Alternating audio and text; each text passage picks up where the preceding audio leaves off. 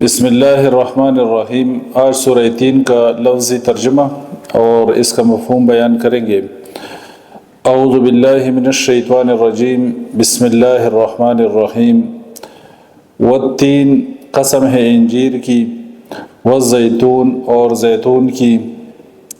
وطور سینین، اور طور سینا کی، وہذا، اور اس، البلد، شہر، الامین، امن والا۔ لقد خلقنا، البتہ ہم نے پیدا کیا، الانسان، انسان کو، فی احسن تقویم، بہترین سانچہ میں، ثم پھر رددناہ، ہم نے اسے لوٹا دیا، اسفل، سب سے نیچے، سافلین، نیچوں والا، الا الذین، سوائے جو لوگ، آمنوا، ایمان لائے، وعملوا، اور عمل کیے، الصالحات، نیک، فلہم، تو ان کے لیے، اجر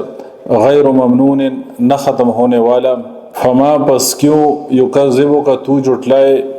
بعد، اس کے بعد، بالدین، دین، یعنی روز جزا، الیس، کیا نہیں، اللہ، اللہ، باحکم، سب سے بڑا حاکم، الحاکمین، تمام حاکم۔ اس صورت کی ابتدا میں قسم ہے انجیر کی اور زیتون کی اور طور سینا کی اور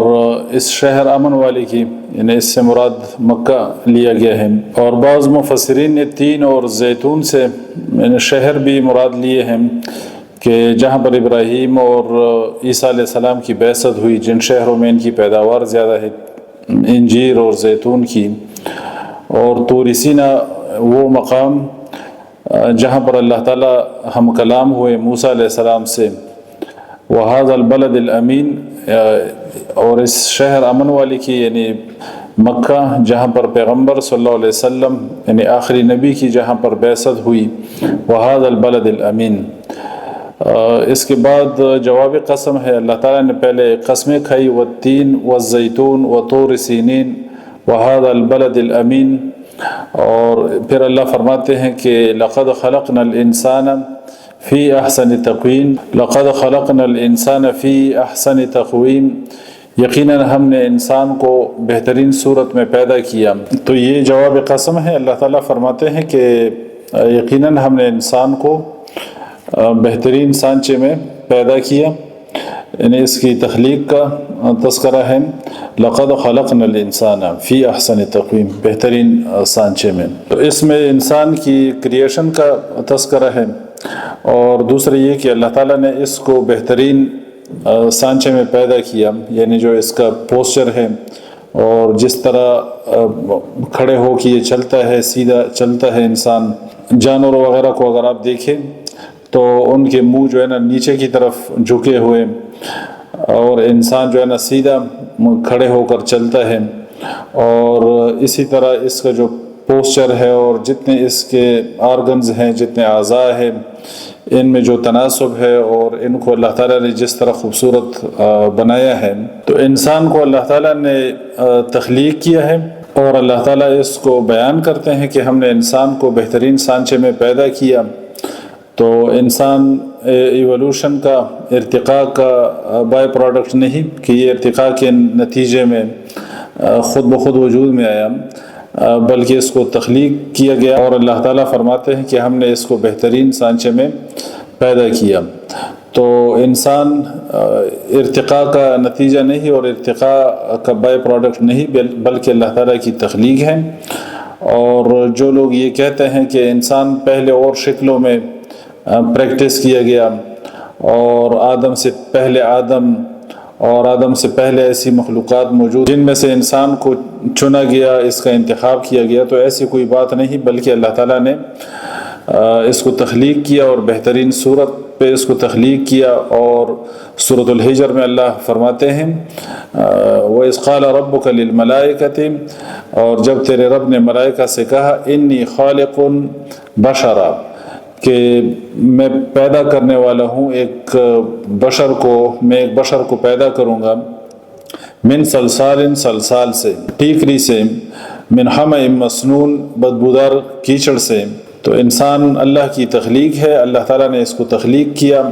اور اس پر پہلے تجربات نہیں کیے گئے کہ پہلے اس کو اور شکلوں میں اور مختلف صورتوں میں سے گزار کے اور پھر جو ہے نا اس میں سے انسان کا جو ہے نا اللہ تعالیٰ نے انتخاب کیا. ایسی کوئی بات نہیں ہے، بلکہ اللہ کی تخلیق ہے. انی خالق بشر من صلصال من حمأ مسنون لقد خلقنا الانسان فی احسن تقویم ثم رددناہ اسفل سافلین. پھر اسے نیچوں سے نیچا کر دیا. اللہ تعالیٰ نے انسان کو بہترین سانچے میں پیدا کیا اور اس کو شکل و صورت دی اور اس کو ڈھنگ کے جو ہے نا اعضاء دیے اور اس کو بہترین پوسچر دیا، اور انسان کو اللہ تعالیٰ نے عقل دی، اس کو سمجھ بوجھ اللہ تعالیٰ نے عطا کی، اور چیزوں کو اللہ تعالیٰ نے انسان کے لیے مسخر کیا، اور اس کو ایک بہت اونچی اڑان جو ہے نا اڑایا انسان کو. اور انسان کی ہدایت اور رہنمائی کے لیے اللہ تعالیٰ نے دنیا کے اندر انبیاء کرام علیہم السلام کو بھیجا اور اپنی کتابیں نازل کی اور انسان کو عقل عطا کی کہ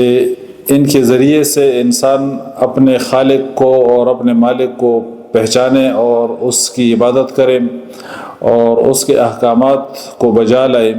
ان پر عمل کرے اللہ تعالیٰ کے احکامات پر. تو اس صورت میں انسان کامیاب ہے،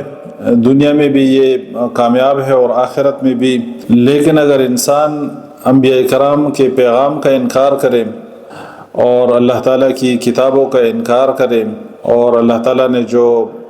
احکامات نازل کیے اس کا انسان انکار کرے اور انسان عقل سے کام نہ لے، تو اس صورت میں انسان صرف ایک مارفولوجیکل ہیومن بینگ رہ جاتا ہے، اور اس وقت جو ہے نا اس کی یہ اونچی اڑان نہیں ہوتی، اور اس وقت جو اللہ تعالیٰ نے اس کو عزت اور اکرام سے نوازا ہے تو اس وقت اللہ تعالیٰ اس کو احسن تقویم کا جو بلند مرتبہ ہے اس سے گرا کے جہنم میں اس کو ڈال دیتا ہے. انسان اگر راہ راست پر چلے تو اللہ تعالیٰ نے اس کو بہت عزت اور بہت اکرام اللہ تعالیٰ نے اس کو دیا ہے انسان کو. لقد خلقنا الانسان فی احسن تقویم. اور اسی طرح اللہ تعالیٰ فرماتے ہیں کہ وَلَقَدْ كَرَّمْنَا بَنِي آدم. یقیناً اللہ فرماتے ہیں کہ ہم نے اولاد آدم کو بڑی عزت دی ہے، بہت عزت سے اس کو نوازا ہے. قرآن پاک میں اللہ تعالیٰ فرماتے ہیں وَلَقَدْ كَرَّمْنَا بَنِي آدم. لیکن جب یہ راہ راست سے ہٹتا ہے اور جب اس کے اندر شر کا مادہ پیدا ہوتا ہے اور اللہ تعالیٰ کے احکامات سے جب یہ روگردانی کرتا ہے اور انبیاء کرام کا جو پیغام ہے اس سے جب یہ بغاوت کرتا ہے تو اس صورت میں یہ چوپایوں سے اور جانوروں سے بھی گیا گزرا بن جاتا ہے. اللہ تعالیٰ فرماتے ہیں کہ اولئک کالانعام، یہ کافر جو ہیں یہ چوپایوں کی طرح ہے، بل ہم اضل، بلکہ اس سے بھی زیادہ گمراہ ہیں، اس سے بھی زیادہ گئے گزرے. اولئک کالانعام بل ہم اضل. اور دوسری جگہ پر اللہ نے فرمایا کہ ان شر الدواب عند اللہ الذین کفروا، بے شک اللہ کے نزدیک زمین پر چلنے والی مخلوقات میں سب سے بدترین لوگ جو ہے نا وہ کافر. اور ایک اور جگہ پر اللہ نے فرمایا کہ ان شر الدواب عند اللہ الصم البکم الذین لا یعقلون. بے شک اللہ کے نزدیک سب سے بدترین قسم کے جانور اللہ فرماتے ہیں کہ وہ لوگ ہیں جو بہرے ہیں اور گونگے ہیں اور جو عقل سے کام نہیں لیتے. تو انسان اگر راہ راست پر ہو تو اس کی بہت اونچی اڑان ہے اور اس کا بہت بڑا مقام ہے. اگر یہ اس کو اویل کرنا چاہے، اس کو حاصل کرنا چاہے تو اللہ تعالیٰ نے اس کو بڑی عزت اور بہت اکرام سے اللہ تعالیٰ نے اس کو نوازا ہے اگر انسان اس کو اویل کرنا چاہے. اور اگر یہ بے عقلوں میں شامل ہو گیا اور یہ راہ راست سے ہٹ گیا تو پھر یہ زمین پر چلنے والی تمام مخلوقات سے یہ زیادہ بدتر ہے اور یہ زیادہ نقصان دہ ہے دوسرے لوگوں کے لیے. جس طرح وہ شاعر کہتا ہے کہ ہم رضیان لخوگ و خرس نہ رسیگی لگا سوچ دمیانوں کی بدخویشی،